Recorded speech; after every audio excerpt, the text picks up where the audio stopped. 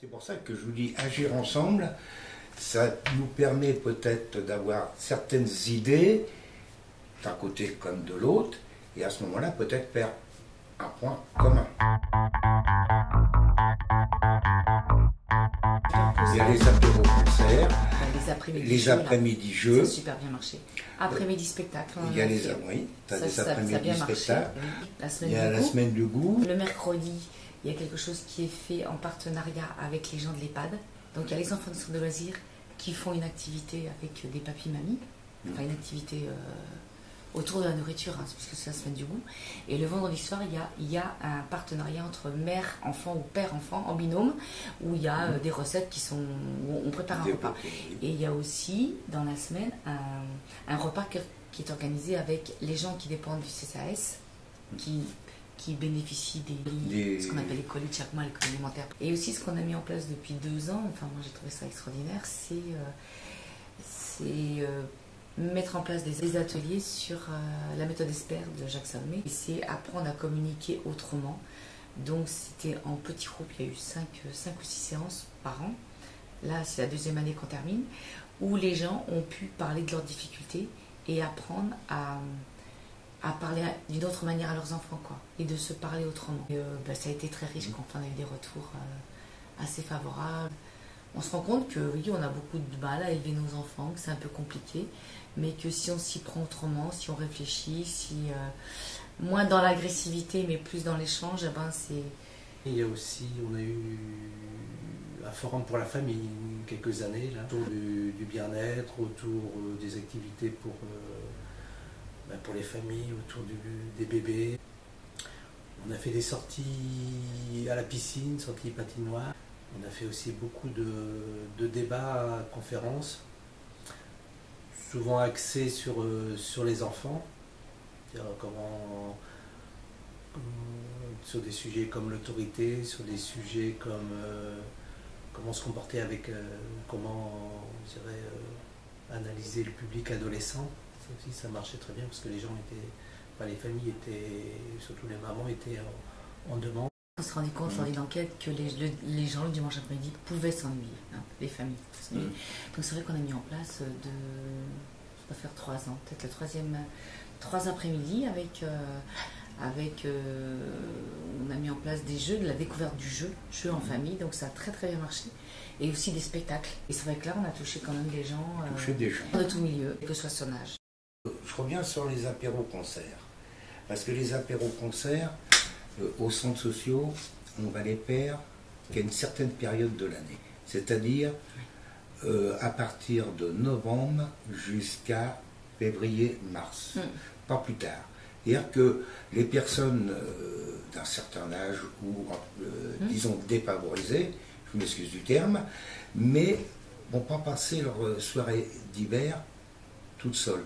On en fait à peu près tous les 1 mois et demi, à peu près. Bon, à 2 €, les gens viennent le samedi soir de 19h à 20h, 20h30. Oui, et ça dure une petite heure, 1h30, mais ça leur permet de voir autre chose que d'être enfermé. C'est vrai que ça permet à des gens de passer une soirée agréable, à un prix complètement abordable, et réunir des gens aussi. Enfin, c'est aussi le but du centre culturel, c'est de réunir des gens autour d'une activité et je dirais, de recréer un peu les soirées d'antan, recréer quelque chose autour de la convivialité, quoi. C'est important parce qu'on semble un peu oublier ça, enfin. Ouais. Hein Mais... Et c'est vrai que quand la salle est comble, et que les gens ressortent, je dirais, et c'est aussi une rupture avec la vie de la semaine, la vie quotidienne, la vie routinière, la vie... je veux dire, enfin, je trouve que c'est aussi apporter du bonheur aux gens. On a des techniciens qui nous font remonter les demandes des familles, nos idées aussi. Et puis pendant les commissions famille, on essaye de mixer les deux et de dégager des axes d'études ou de prévention au cours de l'année suivante. Voilà, c'est un travail en concertation, en équipe, et pour répondre aux besoins des familles, de la population. Mais on se rend compte que les familles, Bon, il y a pas mal de familles monoparentales, nous dirait la CAF ici, sur la côte. Les familles sont un peu seules, n'osent pas aller demander de l'aide. Et il faut, je crois, déjà établir une relation de confiance avec ces familles-là, ça peut être sur un atelier cuisine, sur un atelier conception de repas. Hein, et ensuite, ça peut amener les familles, quand ils connaissent le centre culturel, quand ils connaissent les techniciens ici, à venir sur des sujets un peu plus sérieux, entre guillemets, ou qui posent problème. L'intéressant sur ce culturel, c'est qu'il y a des gens qui viennent de tout milieu, quoi. Oui. Au niveau du CA, il y a des gens à la fois, les gens de l'Amicalaïde peuvent côtoyer, le secours, enfin, des gens du secours catholique, enfin, je veux dire, c'est ça qui est riche. C'est ça qui est riche, c'est qu'on peut avoir des idées assez arrêtées, et en côtoyant des gens différents, à qui on donne la parole, à qui on respecte la parole. Oui. Moi, je trouve que ça aide à grandir aussi. Ce qui est intéressant. Si on y reste, c'est pour ça. Alors, les apéros-concerts, le vivre ensemble, c'est important parce que c'est fait aussi avec l'Amicale laïque. Hein. Certains sont faits ensemble. Ça commence avec le travail entre deux associations, une coopération entre deux associations. Au niveau du centre, moi, ce qui me plaît, c'est au niveau du centre, c'est qu'il n'y a ni éthique politique, ni éthique de religieux. À partir de ce moment-là, tout le monde a la possibilité, s'il le désire, de pouvoir parler. Et ce qui est riche aussi, c'est qu'on a aussi la chance d'être avec nous en tant que bénévoles, on a aussi des gens qui travaillent ici, avec qui ça colle, quoi. Ça fonctionne bien. Enfin, moi, je pense que ça, on ne peut pas dire qu'éventuellement il n'y a pas des petites bises de temps en temps. Hein. Oui.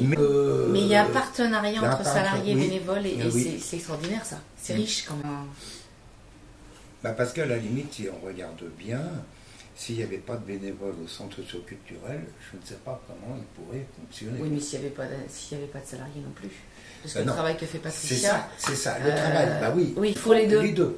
Pour moi, j'aime bien travailler comme ça. Au moins, on sait éventuellement, nous, on a nos idées, mais on travaille avec les professionnels qui, eux, nous demandent notre avis, nous proposent et nous demandent notre avis. Et après, on fait le lien, alors je dirais pas quotidiennement, mais on fait le lien très régulièrement avec les techniciens, soit par mail, soit par téléphone.